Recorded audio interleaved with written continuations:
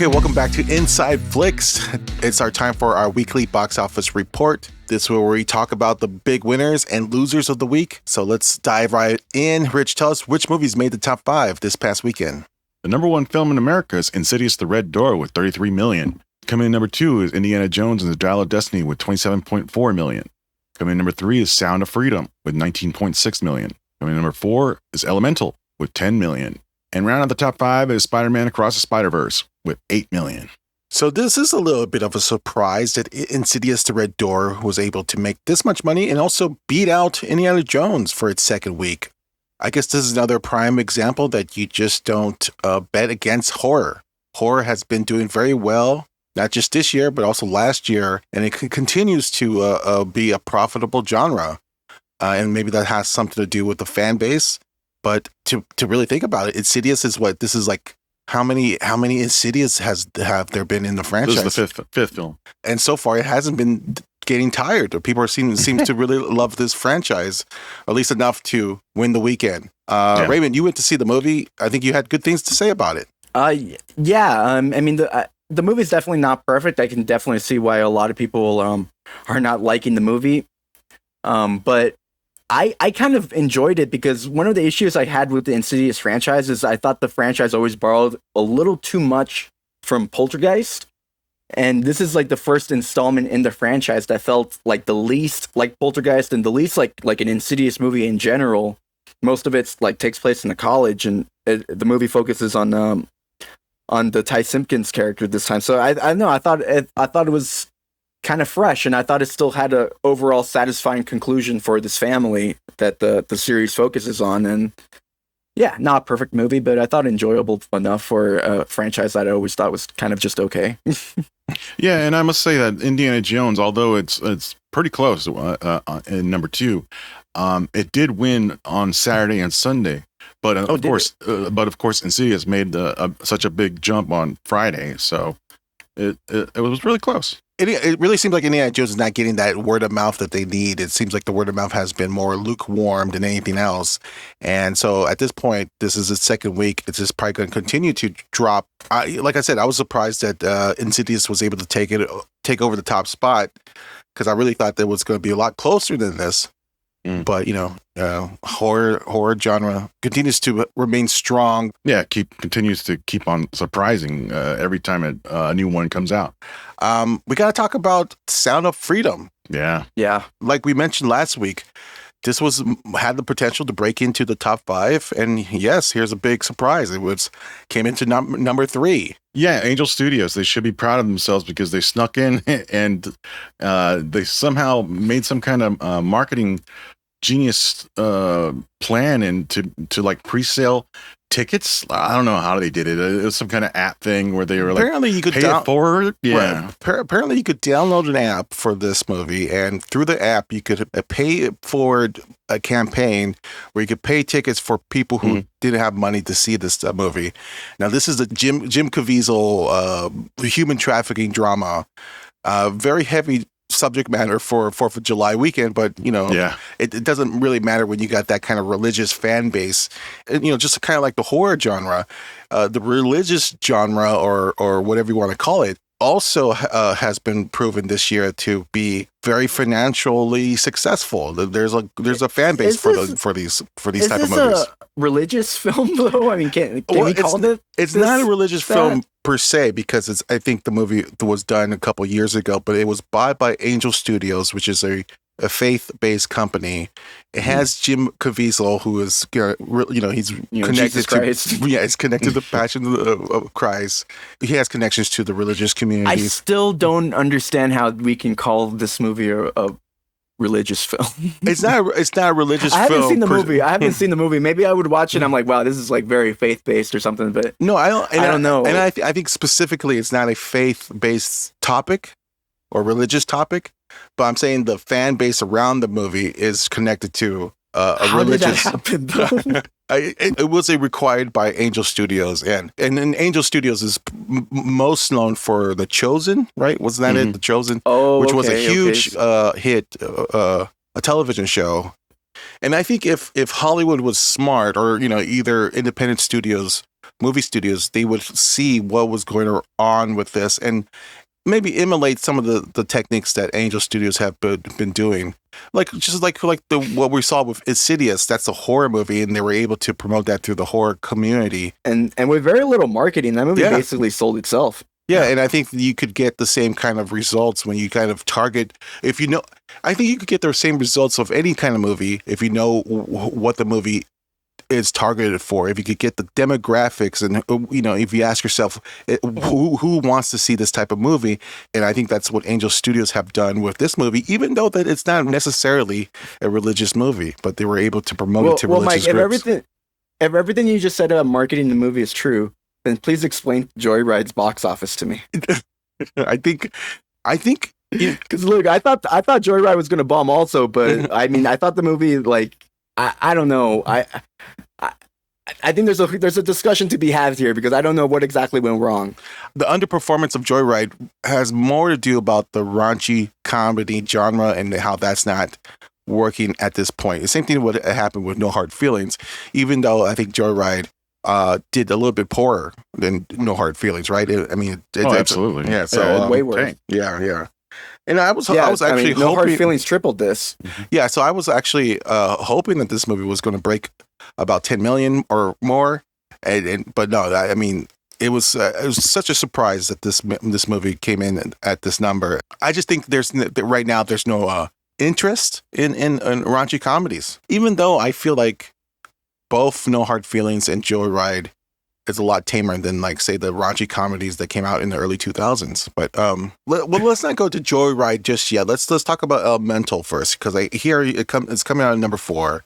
It's still remaining strong, and it's not doing all that bad, even though it had a really horrible opening. Yeah, it's still continuing to get positive word of mouth, and I think it's still it's definitely helping because it only dropped 17%. Yeah, I think this is a very strong hold for Elemental. I mean, just the fact that, when the movie opened, we all thought this was going to be the biggest bomb of the year, and it turns out that that's not true at all. It's actually The Flash, which ended up opening a bit bigger than this movie back when they opened. They opened on the same weekend, and yeah, so Elemental's just hanging in there.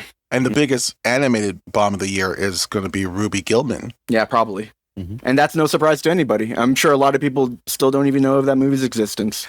Well, speaking of Ruby Gillman, let's talk about the rest of the top 10. Rich, tell us what movies made the top 10. Coming number 6 is Joyride. Number 7 is No Hard Feelings. Number 8 is Transformers Rise of the Beast. Number 9 is The Little Mermaid. And round out the top 10 is Ruby Gillman, Teenage Kraken. I suppose Joyride is probably the biggest surprise of the week, and surprisingly, it's the biggest loser of the week. The projections was like over 10 million, maybe 15 million. It didn't even hit that number. This is a lot worse than No Hard Feelings. In fact, it was very close to No Hard Feelings, and that's on its third weekend. So big disappointment. Yeah, well, the thing is, I thought Joyride had really bad marketing. Like, I thought the movie straight up just looked awful. And then, we started hearing all these buzzes from the movie, all this positive buzz from the movie because they screened it at CinemaCon. And then they started to have all these screenings, and I ended up going to it just because of the buzz. And while I thought the movie, I thought the movie was pretty good. I didn't think it was quite as good as the buzz was saying, and I thought there was going to be a bit of a negative effect where, like, a lot of people, or not a lot of people go see it, but like the people that do go see it is because of the positive buzz. And I don't think those people are going to necessarily recommend it to other people because the movie is not as good as it was hyped up of being. Yeah, even though the Rotten Tomato score was pretty good, I mean, it's got an 82 average audience score and a 91 critic score. The cinema score was actually a B-. Oh, so wow. That's telling you something different altogether. Yeah. Let's look forward. Let's look at next week, and let's talk about the big movies coming out this week in theaters. Rich, tell us. Opening out wide on Wednesday is Mission Impossible Dead Reckoning Part 1. This is the latest chapter in the hit action film franchise in which Tom Cruise returns as IMF super agent Ethan Hunt. This time, Ethan and his team race against time to stop a deadly weapon while battling a new powerful enemy. Also opening up wide is The Miracle Club. This is the new emotionally charged female-driven drama that stars Academy Award winners Maggie Smith and Kathy Bates, along with 3-time Academy Award nominee Laura Linney. The film follows three women as they embark on a transformative journey of healing and forgiveness while traveling from Ireland to France. Yeah, so Tom Cruise, baby, he's coming back this week. Is he going to bring that Top Gun Maverick spirit? Is he going to like rule box office again? Is he going to save these summer blues that we've been having? Is Mission Impossible going to be the big hit? And I should mention that the projections for this movie, it's respectable. It ranges around 65 million, but some say this movie might do over 100 million. What's your thoughts? Yeah, I think opening up Wednesday is the best thing for it. I mean, I think it's going to be a huge weekend for it if they count it all from Wednesday. But I would say by Sunday we're going to see 100 million for the 5-day week. Yeah, I think so too. But I mean, how about that weekend chunk? I think the almost 3 hour cut might hurt it a little. Oh, is this movie over 3 hours? No, it's like 2 hours and 47, I think. But it's still long. Oh wow, I didn't realize it's that long. With trailers, it's 3 hours. I didn't realize. I think the movie's going to probably have, if we're just talking about those, that weekend and not the whole 5-day or whatever, then I think the movie's going to have a weekend of probably, what Richard was saying, 80 million. But for the 5 days, it's going to probably be like 150 or something like that. Yeah, and I believe all that press about watch it now before it's gone because Christopher Nolan's movie coming out soon. Yeah, I was going to take all the premium screens away, it seems like. So I think all that press is going to help it. It will at least help people rush to the theaters, watch it in the biggest screen possible. Exactly. And maybe watch it a couple times during this weekend. It's funny that this is part one of a two-parter. Mm-hmm. I wonder if that's going to maybe people are getting tired of it. We've been seeing some part ones before, especially this summer with, like, say, Across the Spider-Verse, where it ends with a cliffhanger. Is people going to get tired of the cliffhanger kind of gimmick? Is that going to help or hurt this movie? I really haven't heard anything about part two. I mean, if it's already has a release date or scheduled for it, because with this strike going on and a potential actor strike too. Yeah, this could be an all new pandemic for them. I mean, because Dead Reckoning has been, they've been working on this for at least 3 years. Mm-hmm. So. Well, let's just hope that the movie ends with a time jump, because I mean, Tom Cruise looks a lot older, since when this movie was filmed. It's so funny because I thought with part one and the reason behind that is that I thought that this might be the last time we'll see Ethan Hunt, and from the recent interviews that Tom Cruise has been giving, he said that he wants to do this until he's Harrison Ford's age, and I go, so what's the whole point of splitting up Dead Reckoning? Well, maybe someone else dies. Maybe. And hopefully it has a satisfying ending, or at least something completed at the end of this first part. Yeah, I think it's going to do much better than Fast X Part 1. So let's talk about the limited release now. Rich, tell us what movies are coming out in limited release. Opening up in limited release is Theater Camp. This is the new summer theater camp satire that made a splash at this year's Sundance Film Festival. The film hails from Molly Gordon, Noah Galvin, and Ben Platt, based on their short film of the same name. Also opening up in limited is The Flood. This is the new B-movie action thriller set during a devastating hurricane in Louisiana, where flooding submerged the local prisons in rising seawaters. Now, prison guards must join forces with dangerous inmates to battle invading monstrous alligators. Also opening up in limited is Final Cut. This is the new French zombie comedy directed by Michel Hazanavicius, known for the Oscar-winning film The Artist. The movie is a remake of the cult Japanese sensation One Cut of the Dead, about a DIY filmmaker's attempt to shoot a low-budget horror flick, while the cast and crew turn into actual zombies. All right, let's talk about streaming now. Rich, tell us what movies people could stream this weekend. Streaming on Netflix on Friday, July 14th, is Bird Box Barcelona. This is the new spin-off sequel to the popular Netflix post-apocalyptic horror thriller set in a world where mysterious entities force people to take their own lives upon sighting them. This installment takes place in Spain and comes from acclaimed Spanish filmmakers Alex and David Pastor, whose credits include Carriers and The Last Days. Also streaming this weekend is Gray Matter, which will be on Max on Thursday, July 13th. This is the latest indie film to emerge from the acclaimed HBO docuseries Project Greenlight, which chronicles the process of filming a movie. Premiering alongside the newly revamped reality docuseries, this supernatural thriller revolves around a black mother and her teenage daughter, both endowed with superhuman abilities. Project Greenlight's back, baby. We've been big fans of the last season, which was the Jason Mann. They gave us your favorite director. Yeah, Jason Mann.